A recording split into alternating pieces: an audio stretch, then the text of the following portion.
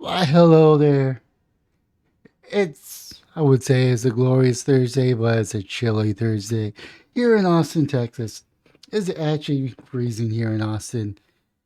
And we got little flurries coming down from the sky called ice. Surprisingly enough, the roads aren't icy yet, which is a terrible thing here in Texas, or at least in Austin.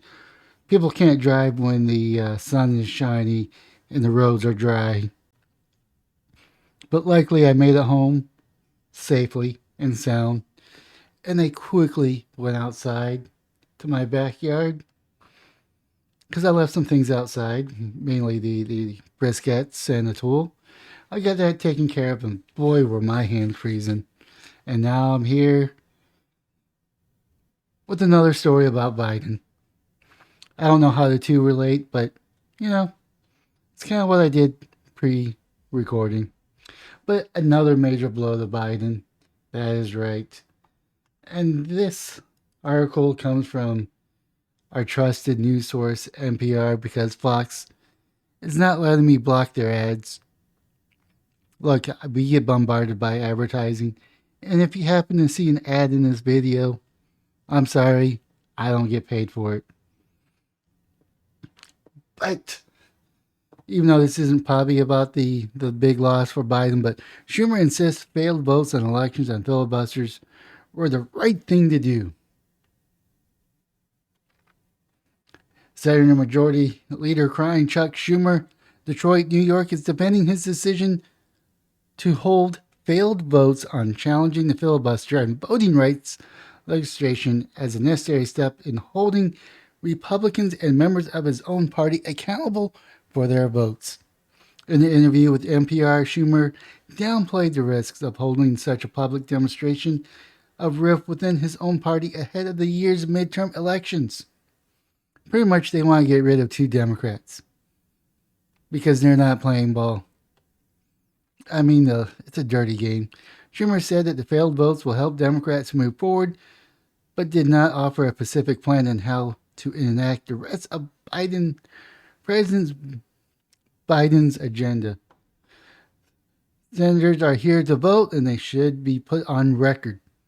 Schumer said in the defense of failed votes, those who oppose to advancing the voting rights and who support suppression of voting rights, the public should know who they are.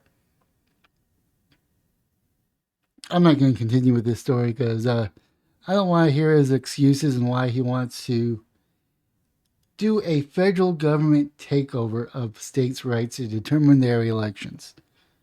Now, I may not agree with some of the states' laws on their voting, because some of them don't make sense and some of them make really clear sense. Showing an ID to vote makes sense.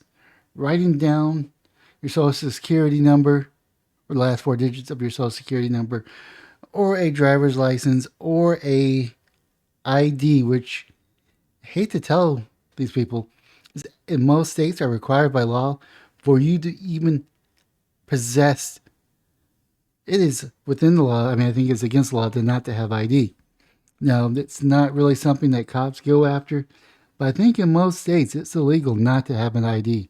So most of these people that they complain that don't have IDs because they have to, you know, live their life, which means they gotta go buy a car, which requires a driver's license. If they're not driving, then they need to have employment.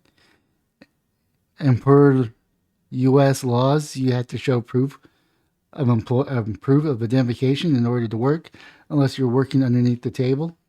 So no, all these things that they're saying are racist, and it's the racism of low expectation, which is just straight out racism. With that being said, let's go, Brandon, because states won today or yesterday, whenever they did the vote. The states won because we still have the right to determine our elections. And let's go, Brandon. Leave a comment down below. Do you agree that the states won? Do you agree that the process to vote should be up to the states? Or do you agree with the federal overreach and takeover? Let me know in the comments down below. Smash the like and subscribe button in all and any platforms, or just the platform that you're currently watching. With that being said, have yourself a wonderful day, morning, or evening.